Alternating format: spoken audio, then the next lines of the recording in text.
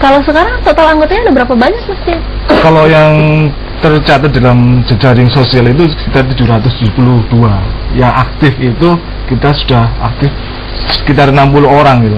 772 itu mendaftar menjadi anggota lewat jejaring sosial, tapi yang rajin ikut pertemuan ada 60 orang. Karena mungkin kita masih hanya di Surabaya. Kalau di jejaring sosial sudah sampai ke kemana saja kan, ke seluruh Indonesia itu gitu. Gitu. Lalu kemudian untuk pertemuannya bagaimana, rutinnya tiap kapan sih sebenarnya Klub Penulis Muda kami ini? setiap bertemu tiap minggu ketiga, tiap bulan pada minggu ketiga gitu. Tiap bulan minggu ketiga di perpustakaan kota. Lalu apa saja kemudian yang dilakukan oleh teman-teman yang tergabung dalam Klub Penulis Muda ini setiap pertemuan di minggu ketiga itu? Kita akan bahas, tapi di segmen berikutnya. Kita jeda dulu. Pemirsa, kami mengundang Anda untuk ikut bergabung bersama kami di nomor telepon 0315613369. Inspirasi Pagi segera kembali.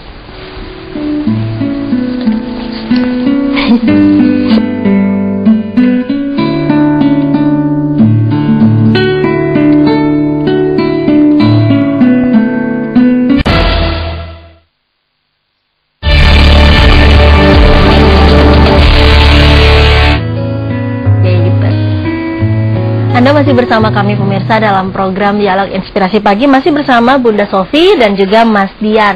Bersama kita akan membahas mengenai sebuah klub yang dibina oleh dua rekan saya yang berada di sini. Klub Penulis Muda. Biasanya di sana teman-teman yang datang, yang hadir di perpustakaan Kota Surabaya itu ngapain aja sih? Ngapain ya? Aktivitasnya apa aja tadi saya?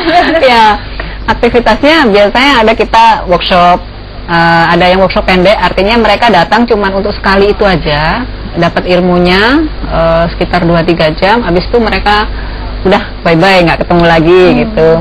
Ada yang mereka ikut kelas yang berkelanjutan, jadi sampai bukunya jadi ya Mas Dian ya. Jadi ada 7 kali pertemuan yang kita tetapkan dan kita sudah buat kurikulumnya sehingga memudahkan mereka mengikuti. Pokoknya kalau dia ikut kelasnya itu sampai selesai, itu artinya berarti dia nanti sudah jadi satu buku gitu. Terus selain itu ada juga yang konseling personal. Jadi konseling personal itu mereka datang sudah jadi buku, kita tinggal. Kami senantiasa mengadakan semacam pertemuan-pertemuan yang mungkin tidak hanya di perpustakaan, mungkin di luar, istilahnya dalam artian pertemuan-pertemuan yang mungkin tetap personal, konsultasi terjang terus gitu, sampai dia barangkali sampai menjadikan membuat sebuah udara. Kalau misalnya nih ketika seseorang harus membuat buku itu kan ada banyak sebenarnya tahapannya, mulai dari dia memikirkan apa sih yang ingin dia tulis, lalu bagaimana sih kerangka pemikirannya seperti itu. Bagaimana kemudian bisa menaungi, ada 60 orang yang tergabung di sini, menaungi beragam ide-ide itu untuk kemudian mereka masing-masing bisa menelurkan buku sesuai dengan hasratnya masing-masing. Itu seperti apa Bunda? Jadi sebenarnya saya itu sudah punya konsep gimana sih cara belajar nulis yang gampang gitu ya. Itu sejak tahun 2009 ketika saya sudah mulai konseling satu persatu orang. Oh ternyata tipikal orang itu yang ditanyakan ini, kemudian cara mengajar yang enak tuh kayak gini. Nah dari situ akhirnya saya buat konsepnya, jadilah sebuah kurikulum. Nah dari kurikulum itu kan? Nah jadi artinya tidak ada ruginya lah kita kalau belajar nulis sejak dini gitu.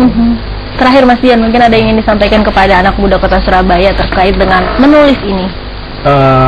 Sebenarnya kalau ibaratnya kita ada sebuah moto, sebenarnya sebuah moto yang seringkali diutarakan oleh Bu Sofi, bahwa sebenarnya kalau kita pengen tahu dunia, pengen tahu semua dunia, kita membaca. Tapi kalau dunia pengen tahu kita harus menulis. Menarik. Ingin tahu dunia, kita membaca. Dunia ingin tahu kita menulis. Menarik sekali. Baik, Dian Dwi Ariandoko, Ketua sekaligus Pembina Klub Penulis Muda, dan juga ada Bunda Sofi ya, Pembina dari Klub Media dan juga Pembina Kasa Media. Terima kasih telah bergabung bersama kami untuk sharing, waktu yang terbatas tapi sangat menarik dan semoga bisa memberikan inspirasi bagi remaja atau siapapun di sini yang ingin bergabung dan ingin menjadi seorang penulis. Dan pemirsa, Edgar Lawrence Doctorow, dia seorang penulis asal Amerika, menyatakan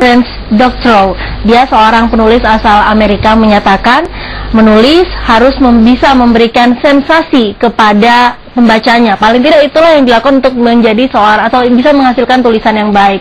Bukan memberikan contoh bahwa menulis itu bisa membuat orang tertimpa hujan, tetapi paling tidak orang bisa merasakan apa sih hujan itu, atau bagaimana rasanya jika kita terkena hujan. Itulah esensi dari menulis yang baik, memberikan sensasi isi tulisan itu sendiri. Dan demikian inspirasi pagi, semoga bisa memberikan inspirasi bagi Anda semua. Terima kasih, sampai jumpa. Terima kasih Bunda, terima kasih Mas Tian.